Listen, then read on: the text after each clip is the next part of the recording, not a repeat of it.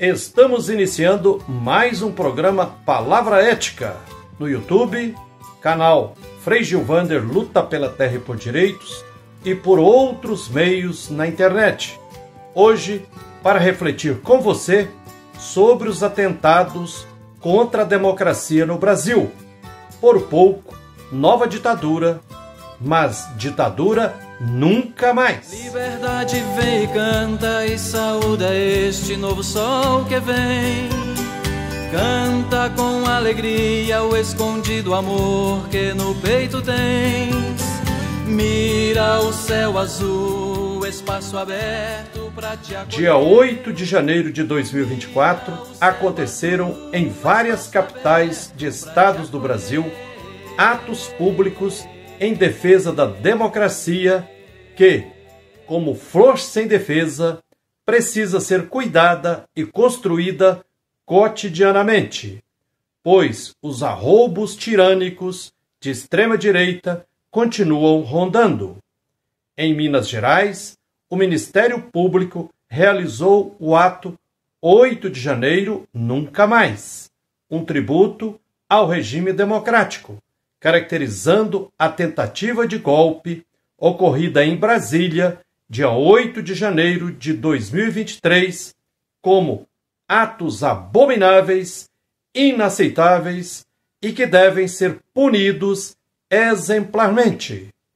Em Brasília, no Congresso Nacional, aconteceu o ato Democracia Inabalada, ato de reafirmação e celebração da democracia brasileira, marcando um ano do fatídico Dia da Infâmia e da Cólera, tentativa de golpe frustrado, planejado pelo bolsonarismo, a extrema-direita inconformada com a eleição de Luiz Inácio Lula da Silva para presidente do Brasil pela terceira vez.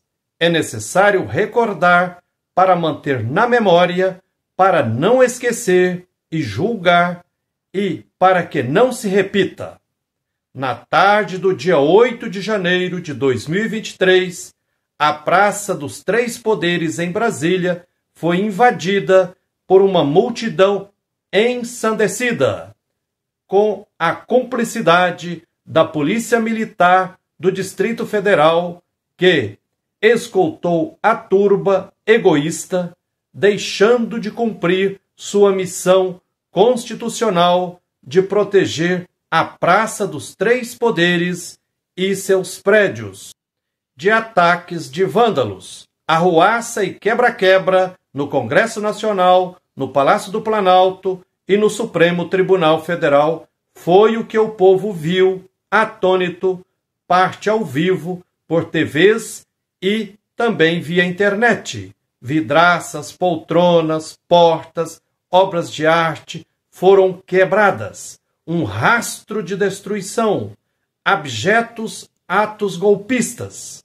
Para além das depredações e dos prejuízos causados ao patrimônio público, a turba invasora afrontou e desrespeitou a vontade popular, pois rejeitou o resultado das eleições feitas por urnas eletrônicas comprovadamente seguras. Entretanto, o presidente Lula, bem assessorado pelo ministro da Justiça Flávio Dino e por outros assessores, não caiu na armadilha de decretar GLO, que é Garantia da Lei e da Ordem, remédio extremo que daria muitos poderes para os generais das Forças Armadas. Perspicaz, Lula decretou intervenção na segurança pública do Distrito Federal, que, sob o comando de Ricardo Capelli, conseguiu controlar e asfixiar a tentativa de golpe ao entardecer de um dos mais tristes dias da história do Brasil, o 8 de janeiro de 2023, e encaminhar, no dia seguinte, a prisão de mais de 1.900 golpistas que estavam acampados em incubadoras golpistas ao lado do quartel-general do Exército em Brasília, As instituições democráticas reagiram e impediu-se que a barbárie ocorrida em Brasília virasse um fogo incontrolável.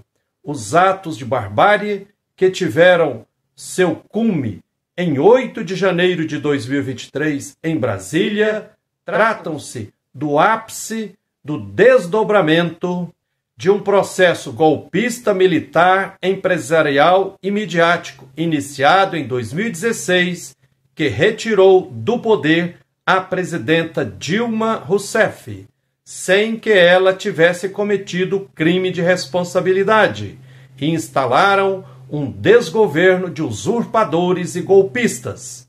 O dia 8 de janeiro de 2023 aconteceu porque foi permitido pelo Supremo Tribunal Federal e Ministério Público Federal o golpe de 2016. Em seguida, a prisão sem provas de Lula para permitir a eleição em 2018 do inominável. A elite brasileira, a grande imprensa e os chefes de igrejas pentecostais e neopentecostais foram os arautos do plano macabro para colocar na presidência em 2018 um fascista de extrema-direita que, em 4 anos de desgoverno, deixou um rastro de destruição sob todos os aspectos. Nos pronunciamentos e nas ações das autoridades do governo federal, do Supremo Tribunal Federal e do Senado Federal, ficou evidenciado que os discursos de ódio e de intolerância foram o combustível para os atos golpistas. Os golpistas não passaram e nunca passarão.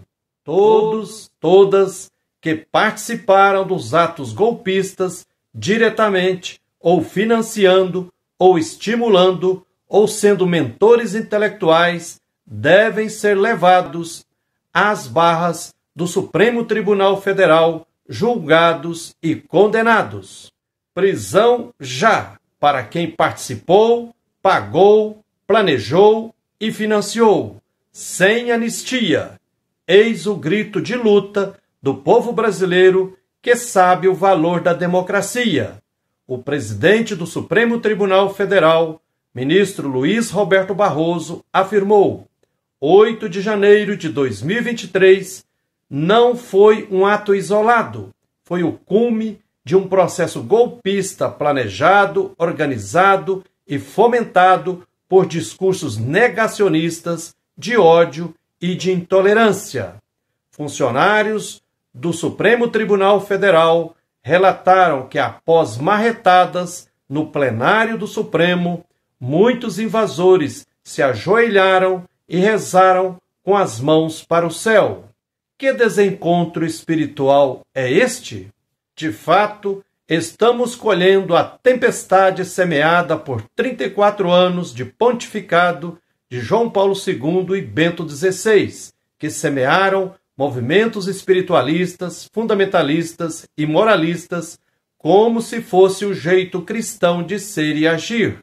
A mercantilização da fé cristã por pretensos pastores, bispos e apóstolos que usam a fé do povo simples, abusam do nome de Deus para juntar dinheiro e assim, em vez de ser cuidado como rebanho sofrido que acorre às igrejas com espadas de dores transpassando seus corações, esse povo é tosquiado por falsos pastores e falsos sacerdotes.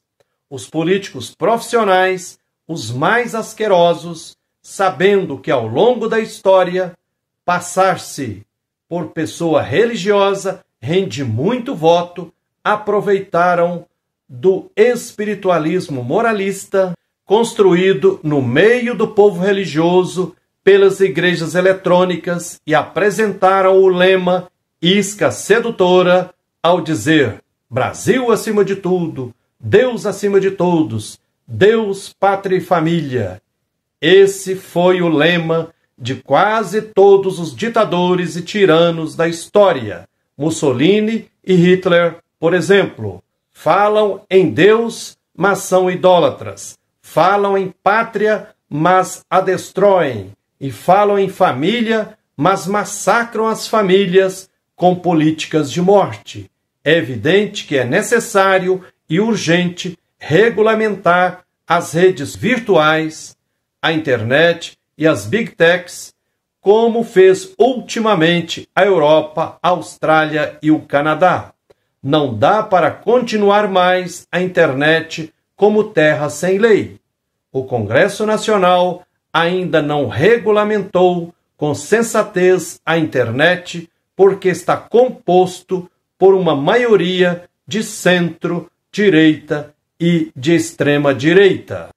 A quem interessa deixar a porta aberta para a avalanche de fake news, de negacionismo e discursos que solapam as instituições democráticas. A democracia exige vigilância constante e permanente, mas não pode ser reduzida à democracia formal e burguesa. Só votar é muito pouco. Pior ainda, sob a agressão de fake news e do poder econômico que compra voto de forma deslavada. A democracia verdadeira é um processo que se constrói com lutas permanentes por direitos humanos, sociais, trabalhistas, ambientais, previdenciários, direitos da natureza e outros. Só pode existir liberdade para as pessoas na democracia. Liberdade não é fazer o que quiser. Liberdade pessoal exige responsabilidade social, ambiental e geracional. Liberdade de expressão está garantida pela Constituição de 1988, mas liberdade de expressão não inclui autorização para se cometer crimes. Todos os golpistas estão sendo julgados e, independente da condição social, se é civil ou militar, pobre ou empresário, político ou não, todos precisam ser responsabilizados dentro do devido processo legal, por questão de justiça e também para que a impunidade não estimule outras aventuras golpistas. Anistia será antessala de novas investidas golpistas. Por isso, sem anistia, apaziguamento é inaceitável, pois implica fazer de conta que não aconteceram crimes brutais e pôr esparadrapo sobre ferida que precisa ser curada com justiça e jamais com anistia. No Brasil, o que existe não é apenas polarização, palavra do discurso pós-moderno que esconde a contradição existente em uma sociedade capitalista, onde a classe dominante segue insistindo em superexplorar a maioria do povo que integra a classe trabalhadora e camponesa. Com união e mobilização, o povo brasileiro e as instituições selaram um pacto de rotundo não ao fascismo. Mas as ameaças continuam rondando. Se a tentativa de golpe tivesse sido vitoriosa, a caça às bruxas, a quem luta por direitos humanos, sociais e ambientais, estaria a todo vapor, prendendo, torturando e matando de 1000 formas. A Amazônia seria reduzida em chamas em poucos anos, como vinha sendo devastada com a cumplicidade e incentivo do desgoverno federal do inominável. A boiada continuaria passando, o Brasil continuaria sendo pária no mundo e sendo dilapidado em seus bens naturais e humanos. Apesar dessa vitória da democracia, reiteramos que não podemos nos contentar com apenas democracia formal e representativa. Temos que seguir lutando coletivamente por democracia plena, o que acontecerá quando implementarmos reforma agrária popular, reforma urbana, preservação ambiental, direitos humanos, direitos trabalhistas, direitos previdenciários, direitos das próximas gerações, direito da natureza, superação da idolatria do mercado, demarcação dos territórios dos povos indígenas e povos tradicionais. Sabemos que tudo isso só será possível em uma sociedade socialista para além do capitalismo, sistema que na fase atual gera fascismo e políticos de extrema-direita. É isso aí. Gratidão pela atenção, que a luz e a força divina continue nos guiando na luta por direitos e por tudo que é justo e ético. Um abraço terno de Frei Gilvander Moreira e até o próximo Palavra Ética. Liberdade vem e pousa nesta dura América triste vendida. Canta com o teu grito nossos filhos mortos e a paz ferida. Mira este lugar, desejo aberto pra te acolher. Mira este lugar, desejo aberto pra te acolher.